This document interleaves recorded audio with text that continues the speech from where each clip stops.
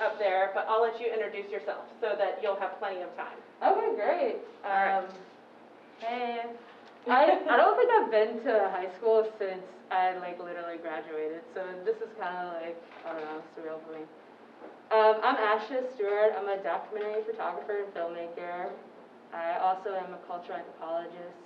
I like to tell stories, mainly about communities, looking at people of color, looking at tribal traditions and cultures. And yeah, that's basically what I do. I'm also a National Geographic explorer. So that means basically I'm a part of a club and community of other people who care about our planet and documenting it and participating in it.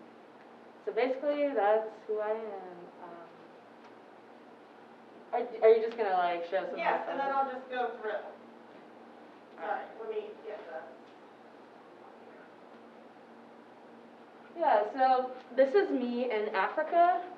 This is in Tanzania in the Katari National Park. I was there to document the Sakuma tribe, which is a tribe that's been around for thousands of years.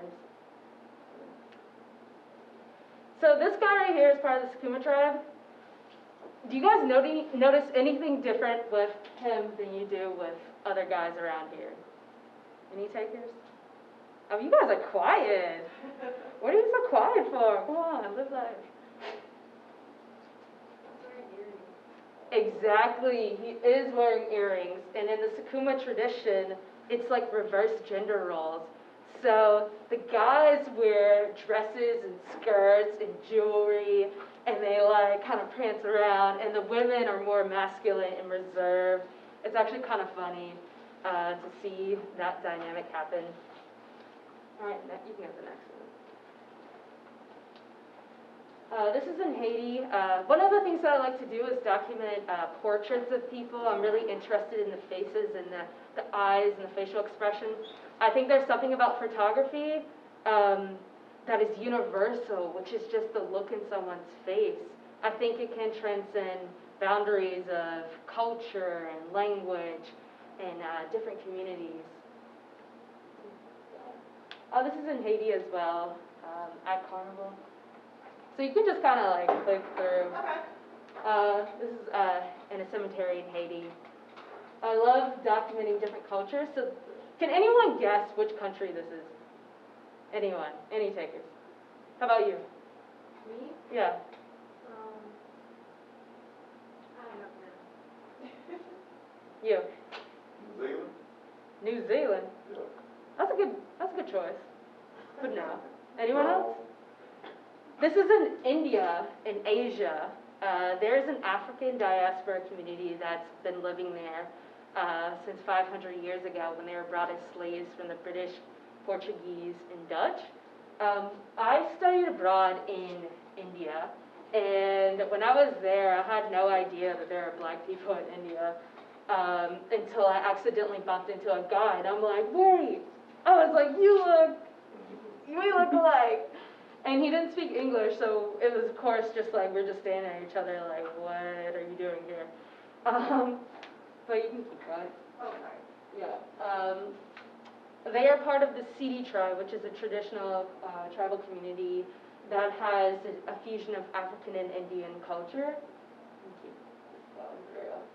I was really interested in documenting their youth program and understanding how to live in a country with 2 billion people, how do they maintain a culture and an identity? That's so deep. Oh, sorry. I don't know how to stop. So this woman right here, you can just see in her face and her hair, I mean, she's wearing braids.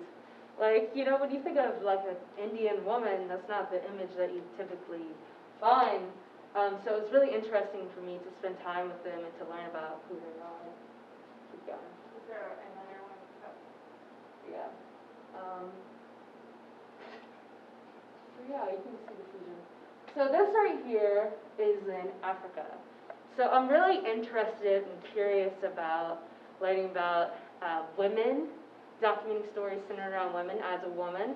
And so when I went to Africa, I was able to do a story that looked at how there was these awesome African women detectives and police officers that went after women who were abused. They went after their perpetrators. So I spent time in their gender-based violence clinic. In America, I don't even think we have anything like this. So it was really interesting to witness. So this is one of the officers that I met. And this is, I flipped over. yeah, that's one of the victims that was there. And her uncle. And so this is kind of like what it looks like. This is just a screenshot from Christian Science Monitor magazine, who is running the story. And you can kind of see, like, once you have a collection of a photo essay, how it's going to look out in a layout if someone decides to publish it. And so the editor that I was working with ended up sending me this to show, like, what it's kind of going to look like once the finished piece is there. And so this is recently, I've been documenting what's happening with the Black Lives Matter movement. Right now we're going through a historical time, you know, we have a pandemic which is happening, and look, all of us are wearing facial masks right now, so that's important, but what's also important is to document people who are out on the streets, because this is something that happens maybe every 60 years or so. I mean, the last time images like this were created were in the 1968s. So I've just been able to have an opportunity to document and to tell people's stories and understand why they want to go out on the streets.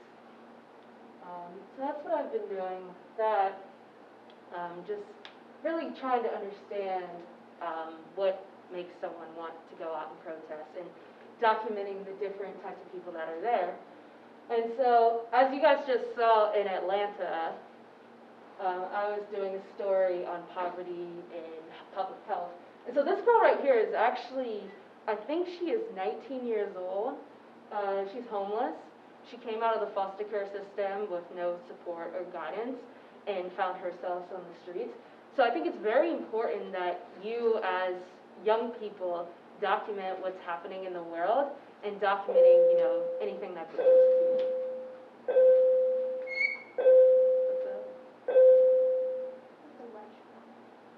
Oh my God.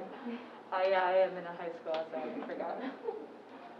This woman is from the Bluffs area. The Bluffs is one of the most poor neighborhoods in the United States, and it's actually in downtown Atlanta.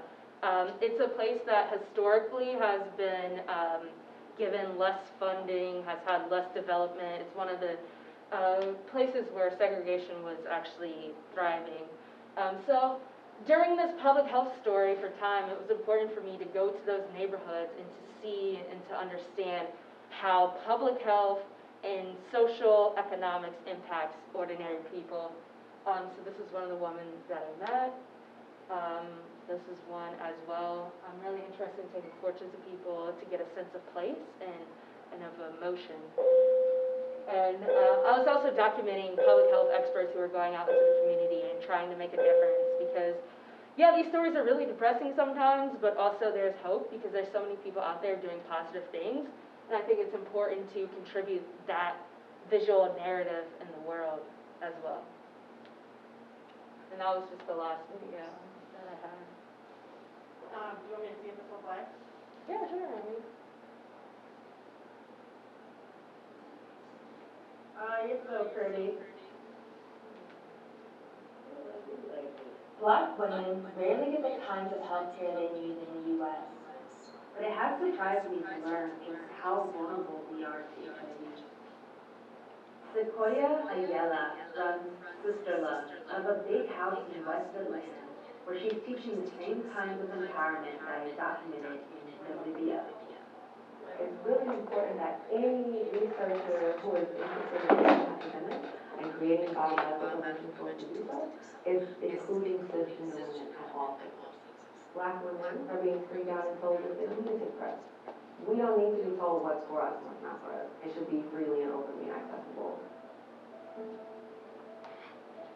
Most experts I spoke with agree that the fight against HIV needs increased funding and major policy changes to expand access to health care for vulnerable populations. But here in Atlanta, there's also a lot of hope. All of the dedicated community members making a difference by drawing more attention to what needs to be done. While the state of HIV in the African American community is a dire one, there's so much resiliency, so much love and power coming out of our communities as well.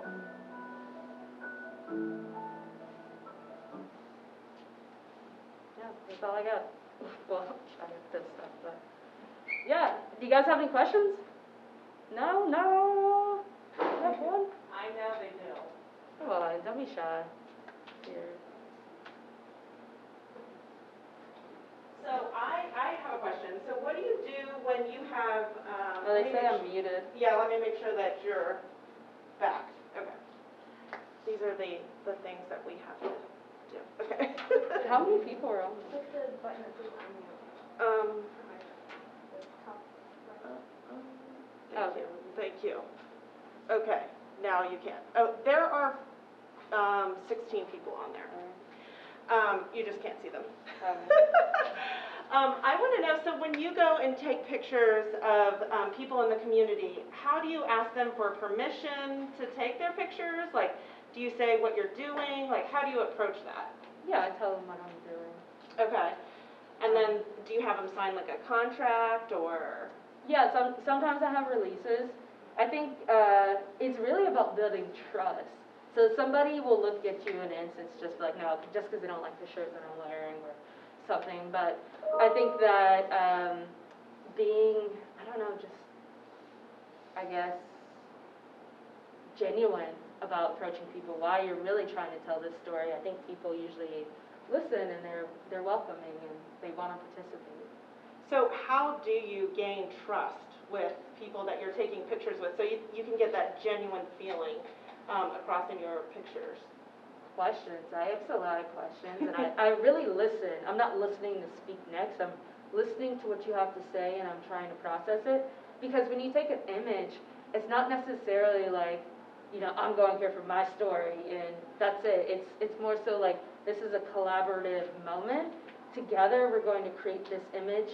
They're going to open up and probably give you something from their life. And I think as the person that's taking the picture, sometimes you have to too. Sometimes I get really vulnerable with the people that I'm photographing because they're asking me questions. They're asking me to share about my life experiences as well. And so it can be kind of awkward like sometimes because it's like, oh, like, should I share this or should I not? But it's like, it's so freeing to be able to just, you know, be in the moment, be present with someone. So how did you get involved in National Geographic and Time? Time? Okay, well, when I studied abroad, so after I graduated high school, I was like, I want to travel.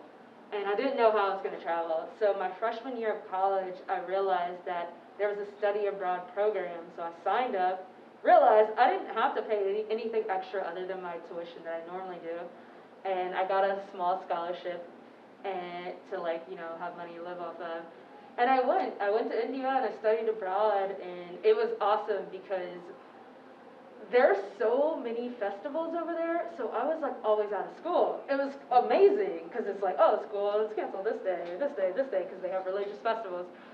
So I would just travel when we didn't have to be in school. And so one weekend I was walking at a market and I bumped into a guy who was black. And we just kind of looked at each other. And I was like, oh my God, like this guy is black. And he's looking at me like, oh my gosh, he's black. And so I never forgot that moment. And so after I graduated college, I still was thinking about this guy and thinking about why he was there. And I started doing research and I realized he's a part of this tribe called the Sidi tribe. And at that time, there wasn't a lot of information on the Sidi people, and there still aren't. And so then I pitched it to National Geographic, and they said, we've never heard of these people. Go do a story. And then that's how I started. So everything happens by accident sometimes. You just happen to be somewhere, something happens. So it's up to you to make something out of it. When you're like at a scene where there's a lot of people, for example, the protest you're going to, how do you decide which people you need to quickly go? Intuition. What are you interested in? I took a lot of pictures of women because I was interested in, because, you know, we hear a lot about black men and police brutality, but a lot of times you don't hear the narrative of women. So it's interesting understanding why these women were out there and what their life experiences were. And so that's why I was drawn to that. But also, it could just be anything. It could be the look on someone's face. It could be the emotion in their body. It could be a father and a daughter. It could be a mother and a son. It's just really anything that I just find interesting. There's so many bells, I don't. Yeah. It's kind of freaking me out. Yeah, It's like I know, Hunger I Games. mean, imagine us, yes. Go ahead. Why did you want to start taking pictures? Why? Because I'm nosy, I think. I'm just like, oh, why are you eating this? What are you doing over there? Can I go? Like, photography and filmmaking gives you an outlet to just get into people's lives that people don't necessarily ordinarily get to do. It's an anomaly. You get invited and you get to go places that no one else gets to go. And so through the camera, I learned that it's a way to build relationships with people. And so, you know, I have friends all over the world because of that. And I get to go all over the world because of that as well. And so it's just a connection. Any more questions? Besides the opportunity to go abroad, was college a huge influence for your photography career? Yeah, it was definitely a huge influence. I mean, before you pick up a camera, there has to be something else that inspires you to do that. And so I studied cultural anthropology in college, and it's like, okay, how many jobs can you get with cultural anthropology? You know, it's the study of humankind, you know? So I realized that photography and film was a great way to mix cultural anthropology, so there was a blend. But I know people who, say for instance, do wildlife photography, but they studied, you know, like conservation in college, or they studied ecology, and they were able to blend that theme or that narrative with photography and film. And that's how, you know, I think a lot of explorers are multidisciplinary at National Geographic, so. I'm guessing that's another great way of gaining trust with people when you talk to them, because you know, like, the context and you know the history behind, you know, any type of social situation that you're going to take pictures of, and I'm guessing that really helps you when you go into a place. Yeah, doing research is definitely imperative. You don't want to show up cocky, like, I know everything. Yeah. Because you don't, and so I think that when you do research, you can ask really specific questions, and through those specific questions, they understand that you're serious and you really want to get to know the people. So I do a lot of research. I read books, I read articles, I watch movies, I get inspiration from a lot of different stuff. Let me ask them if they have any questions. Do you guys have any questions that you can ask? Yes, can I ask a question? Yes. Okay, so can you explain a little more about like working with National Geographic, like how the process works? Yeah. So the way that I started with them was through the Young Explorers program. And I think it's between 18 and 25 or so, something like that. But basically, I went to them, I pitched the project, and I talked to some of their panelists who were asking me questions of how I was going to actually do it. And they approved it. I know that sounds simple, but it kind of is. I think that the most important thing that they look for is a story that hasn't necessarily been told, or been told the right way. And so I think you have to look for the nuances in that, and then apply.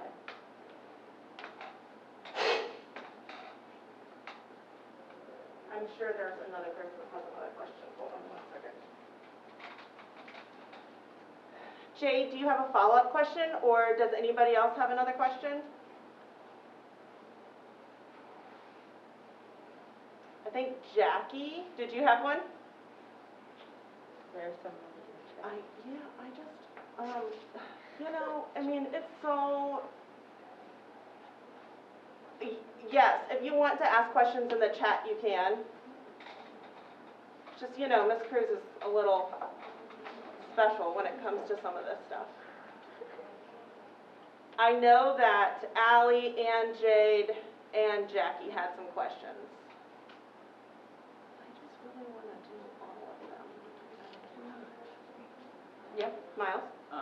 Is there a certain brand of camera that you like using, or a certain focal length that you stick to when you're out in the field? I would say 90% of my images are shot on the 35 millimeter lens. That's my favorite. Some people prefer the 50, some people prefer 75, but 35 millimeter is my favorite. Like most images you saw were shot on that. I like to shoot on Fujifilm because I like the colors. I'm black skin. I shoot a lot of black people, so that's just my preference. Fujifilm is a really great camera, and it's also not that expensive, and it produces better images than a lot of other cameras, in my opinion. I've also shot quite a bit with Sony as well. So Fujifilm and Sony are definitely my favorite.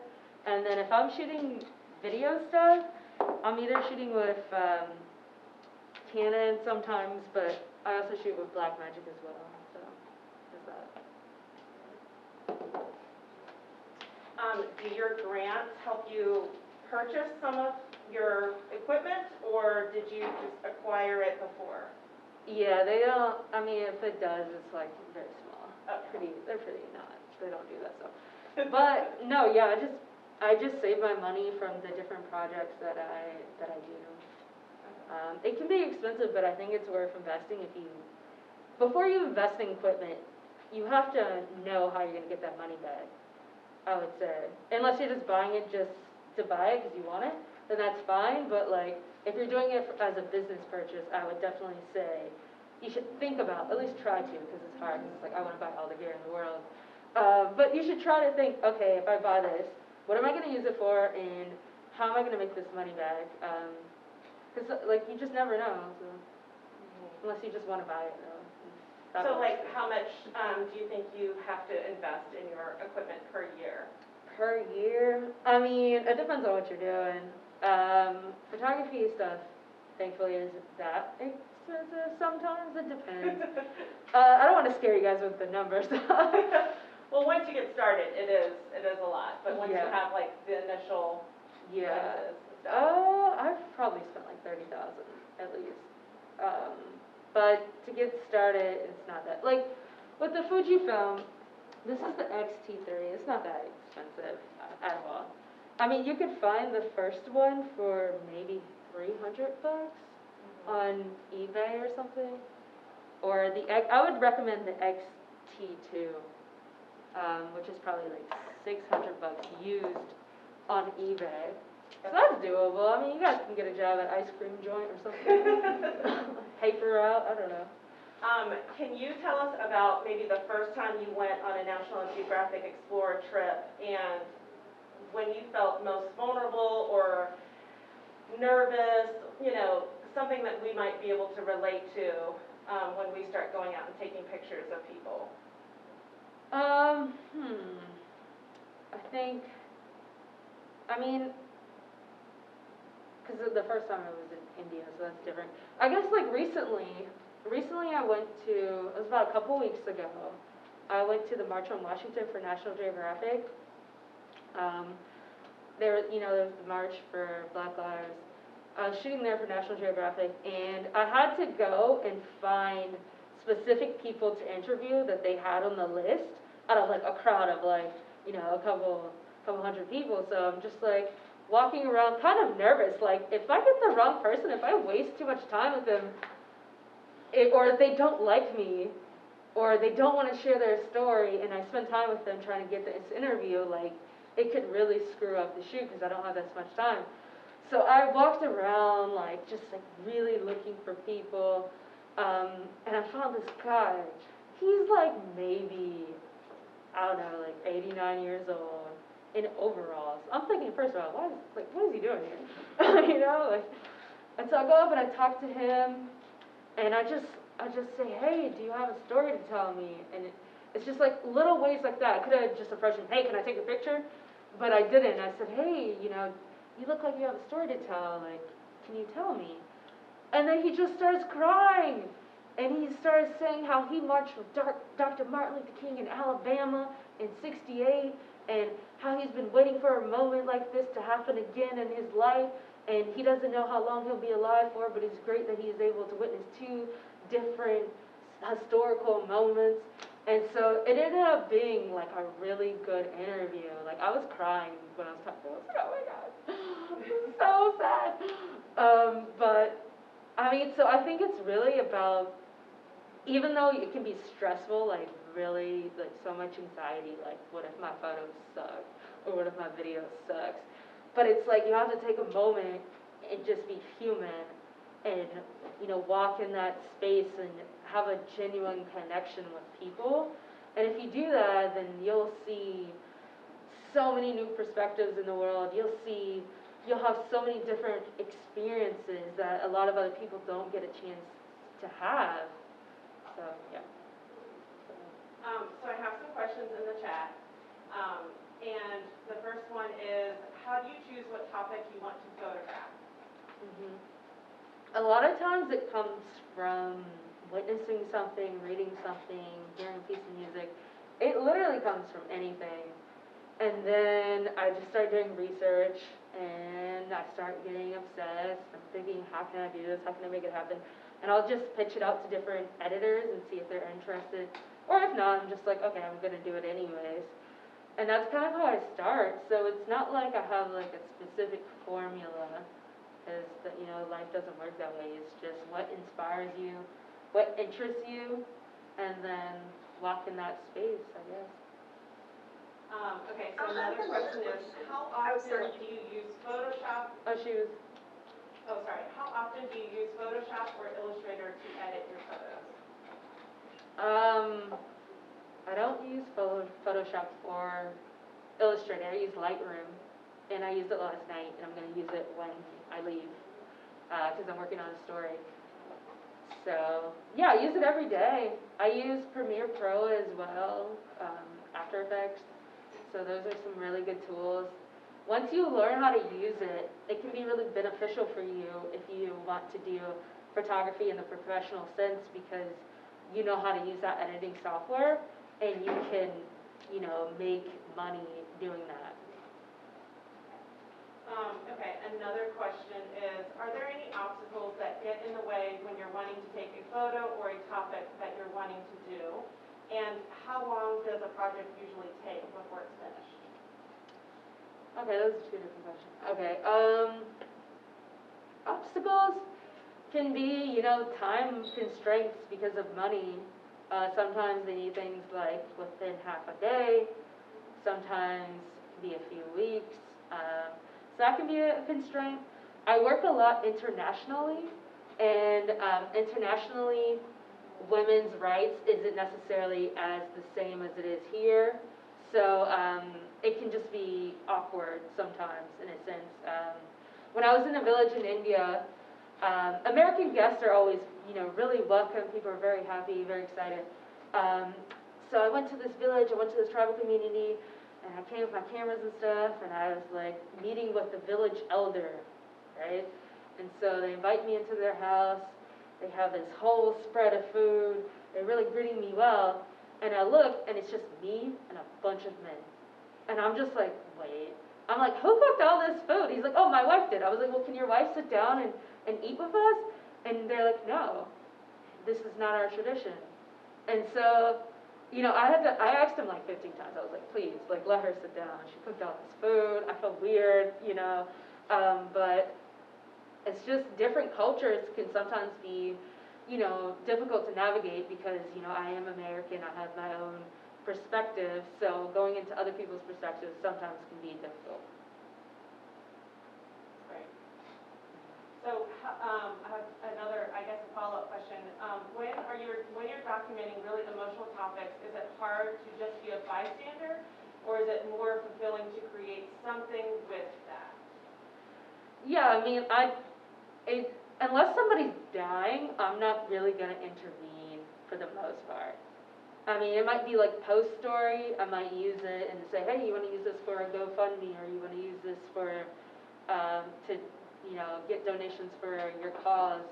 But typically, I try to not do that, but I am a human being, so if something really messed up, it's happening. I'm not gonna just let it keep taking pictures of it, you know, I might intervene and be like, hey, you should probably not do this.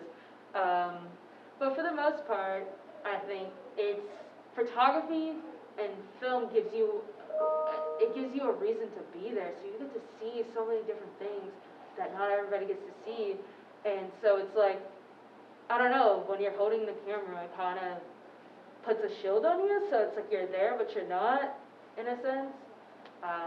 So that's kind of how I live. Okay, so I have a question. How do you handle criticism, and what do you do with that? Well, if somebody's telling me my pictures suck, of course I'm like, oh man, come on. But that doesn't happen a lot. I mean, it does sometimes, but I think that it depends on your ambition as a person. Like, if you can't take criticism with anything, and you always think you're right, and you always think you're perfect, then life's gonna be hard for you because it's all about growth. And if you want to get better, you have to listen, you know, or else you're just gonna be stuck in the same place. Especially, you know, high school is a critical time. It's like one of the most important times of your life. Like, you know, right now is like it. Because I know people who just did not move forward after that because they couldn't understand and take criticism or grow at all, and they're in the same position they were 10 years ago. So, yeah.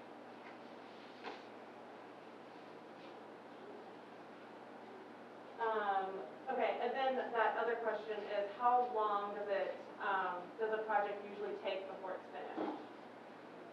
Oh, it depends. The project in India with the Black tribe was about 2-3 months. A project I'm working on now probably take about 4 months to do. The time stuff took about 2 weeks, but that was really rushed. I probably should have had 1 month at least. So I would say 2 weeks is a good time frame if you want to do a smaller story.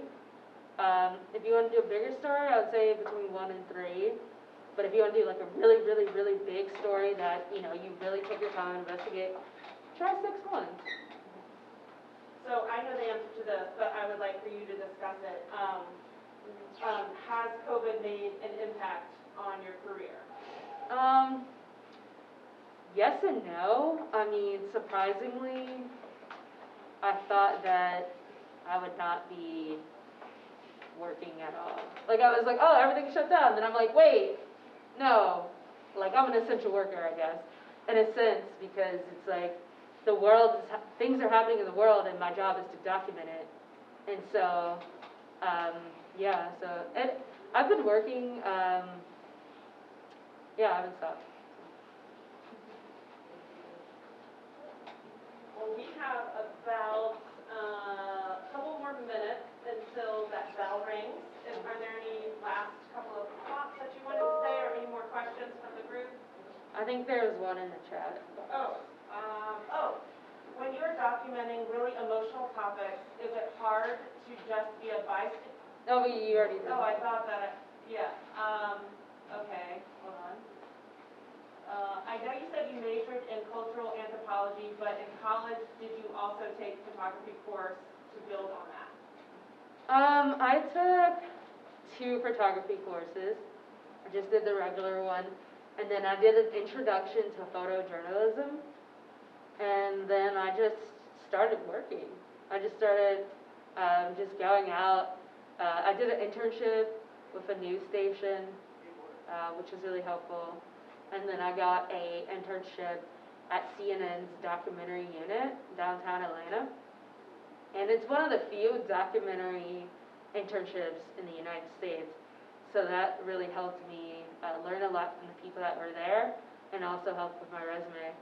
So I would say you could take photography courses, and you should, but you also have to do the work and try to get internships and try to do your own photo essays, and making sure that you take initiative if this is something that you really want to do.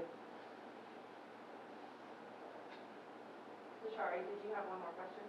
Yeah, I was gonna ask, is there a project that like if you were like, if you had like all the money in the world and like all the time in the world, is there like a giant project that you would really want to do? I have like a million. I have like a whole wish list. One of them I'm fortunate enough to be working on now with National Geographic. I'm going to start working on it in November, but it's on environmental injustice and documenting how African American communities in the Deep South are being resilient towards environmental injustice, because it's been happening since the Jim Crow times. And so I think it's important to document how history impacts people today in modern day times, because a lot of people just don't get it. So I think it's time for that. And then also, I think in 2022 I'll do a expedition off the coast of South America and go down the slave trade and document the different African diaspora communities that are in Ecuador, Peru, Uruguay, Chile, and all those places. And then yeah, I have a lot. Well, we thank you so much for just bringing like light to how to have a career in photography, what you're doing to make an impact in not only your community but the world. And we really appreciate your talents and how much you share them with everybody, not just with us. But thank you so much for coming and sharing your time with us.